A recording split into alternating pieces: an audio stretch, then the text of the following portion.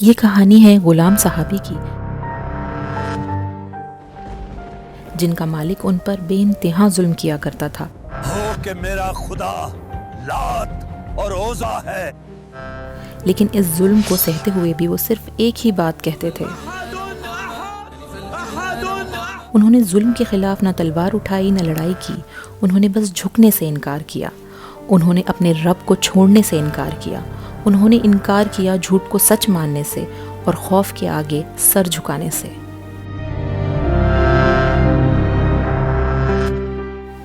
آج سے 1400 سال پہلے حضرت بلال سعودی عربیہ کے شہر مکہ میں ایک غلام کی زندگی بسر کر رہے تھے۔ ان کی عمر اس وقت 30 سال رہی ہوگی جب اسی شہر میں رسول اللہ صلی اللہ علیہ وسلم پر قرآن کی پہلی وحی نازل ہوئی، جس کے بعد آپ صلی اللہ علیہ وسلم مکہ کے لوگوں کو اسلام کی طرف بلانے لگے۔ لیکن یہ دیکھ کر مکہ کے سارے سردار آپ صلی اللہ علیہ وسلم کے خلاف ہو گئے اور آپ صلی اللہ علیہ وسلم کو بدنام کرنے کے لیے مکہ کے سردار ان پر جھوٹے الزام لگانے لگے۔ حضرت بلال کے مالک امیہ بھی ہر وقت آپ صلی اللہ علیہ وسلم کے خلاف بولا کرتے تھے، اور جب وہ ایسا کرتے تو حضرت بلال چھپ چھپ کر ان کی باتیں سنا کرتے، اور وہ یہ سوچتے کہ جو بھی بات آپ صلی اللہ علیہ وسلم بتاتے ہیں وہ تو بالکل ٹھیک ہے، تو پھر آخر کیوں مکہ کے سردار ان سے اتنی نفرت کرتے ہیں۔ یہاں سے آہستہ آہستہ حضرت بلال کے دل میں آپ صلی اللہ علیہ وسلم کی محبت بڑھنے لگی، اور ایک دن ایسا آیا جب انہوں نے دل ہی دل میں اسلام بھی قبول کر لیا۔ پھر ایک دن حضرت بلال کے مالک امیہ بن خلف مکہ میں کسی سے آپ صلی اللہ علیہ وسلم کے بارے میں بحث کر رہے تھے۔ اچانک سے سامنے سے ایک سردار نے امیہ سے کہا، تم اتنی بڑی بڑی باتیں کرتے ہو، تمہارا خود کا غلام تو محمد کے ساتھ ہے، جس پر مکہ کے سارے سردار امیہ پر ہنسنے لگے۔ یہ سن کر امیہ کو بہت غصہ آ گیا۔ امیہ غصے سے پاگل ہو گیا۔ اگلے ہی دن اس نے حضرت بلال کو کوڑے مارنے کا حکم دیا، اور جب کوڑوں سے بھی اس کا دل نہیں بھرا تو اس نے حضرت بلال کو سارا دن دھوپ میں پھینک دیا، ان کے سینے کے اوپر ایک بڑا سا پتھر رکھ دیا اور سے کہا، کہو کہ میرا خدا لات اور عزا ہے۔ لیکن حضرت بلال پھر بھی بس ایک ہی بات کہتے رہے۔ ایک دن ابو بکر رضی اللہ عنہ حضرت بلال کے مالک امیہ کے پاس گئے اور ان سے جا کر کہا کہ آخر کب تک تم بلال کے ساتھ اس طرح کا سلوک کرتے رہو گے، کچھ تو رحم کرو اس کے اوپر، اب تو تمہارے ظلم کی انتہا ہو چکی ہے۔ تو امیہ نے غصے میں ابو بکر رضی اللہ عنہ سے کہا کہ اگر تمہیں اتنا ہی بلال پر رحم آ رہا ہے تو تم کیوں اسے خرید نہیں لیتے مجھ سے؟ تو ابو بکر رضی اللہ عنہ نے حضرت بلال کو امیہ کی منہ مانگی قیمت پر خرید لیا، اور حضرت بلال کو خریدتے ہی ابو بکر رضی اللہ عنہ نے انہیں آزاد کر دیا۔ آہستہ آہستہ مکہ والوں کا ظلم اور بھی بڑھتا گیا، اور اب وہ صرف کمزور مسلمانوں پر ہی نہیں بلکہ رسول اللہ صلی اللہ علیہ وسلم کو بھی مارنے کی پلاننگ کرنے لگے۔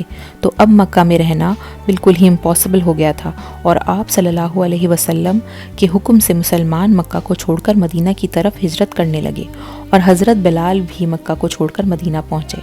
اب جیسے ہی مسلمان مدینہ پہنچے، مسلمانوں نے سب سے پہلا کام یہ کیا کہ انہوں نے آپ صلی اللہ علیہ وسلم کے حکم سے مدینے میں مسجد نبوی بنوائی۔ جیسے ہی مسجد کا کام پورا ہوا تو آپ صلی اللہ علیہ وسلم نے حضرت بلال کو حکم دیا کہ آج سے اذان آپ دیں گے، کیونکہ حضرت بلال کی آواز بہت اونچی بھی تھی اور خوبصورت بھی تھی۔ اور اس کے بعد حضرت بلال مسجد نبوی میں کھڑے ہوئے اور اسلام کی پہلی اذان دی۔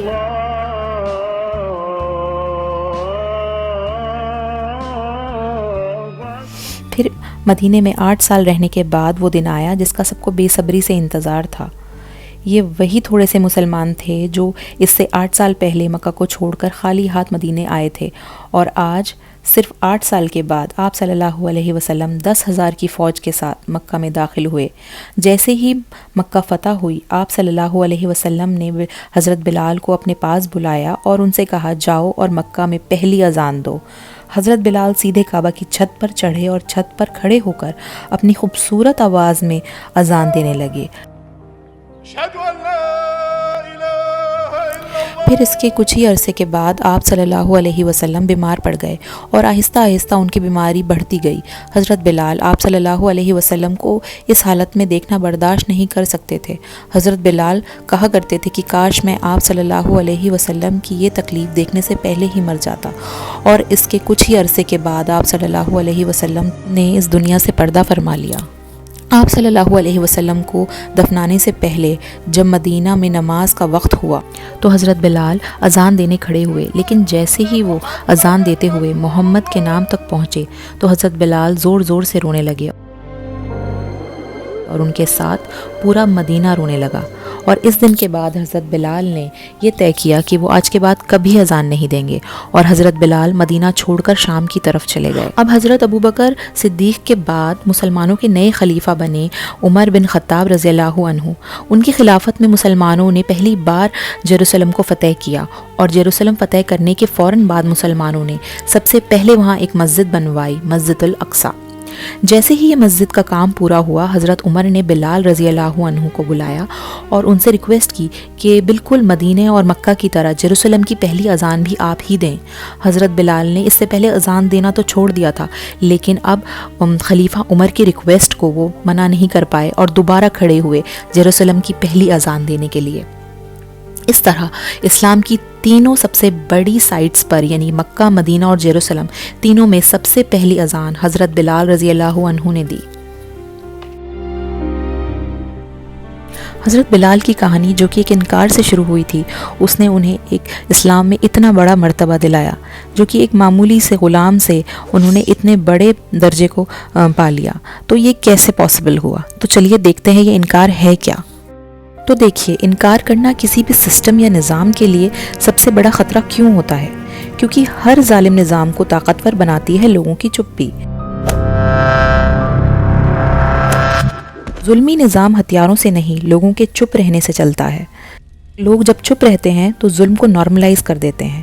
اگر ہم اپنے چاروں طرف دیکھیں تو آج ظلم کوڑوں اور زنجیروں کی شکل میں نہیں نظر آئے گا، بلکہ آج وہ موجود ہے تو بلڈوزر کی شکل میں، شریعہ کو ہٹانے کی شکل میں، اذان بند کرو، نماز پبلک میں نہ پڑھو، ان سب باتوں کی شکل میں ہمیں نظر آئے گا۔ لوگوں سے اکثر یہ نہیں کہا جاتا کہ آپ اپنا دین چھوڑ دیجئے، بس یہ کہا جاتا ہے کہ اسے ہلکا کر دو، چھپا کے اپنے ریلیجن کو فالو کرو۔ اور بہت سارے لوگ خاموش رہتے ہیں، اس لیے نہیں کہ وہ غلط کو صحیح سمجھتے ہیں، بلکہ اس لیے کہ خاموشی زیادہ محفوظ لگتی ہے۔ حضرت بلال آج 1400 سال بعد بھی ہمیں یہ پیغام دیتے ہیں کہ بنا نفرت اور بنا تشدد کے صرف غلط کے آگے جھکنے سے انکار کرنا بھی مکمل مقابلہ ہوتا ہے۔ عزت تعداد سے نہیں ملتی، شور سے نہیں ملتی، طاقت سے نہیں ملتی، عزت ملتی ہے حق پر کھڑے رہنے سے۔ حضرت بلال کے انکار نے دنیا کو ایک دن میں نہیں بدل دیا تھا، لیکن ان کے انکار نے یہ جھوٹ توڑ دیا تھا، طاقتور کو کبھی ہرایا نہیں جا سکتا، طاقتور کو کبھی جھکایا نہیں جا سکتا۔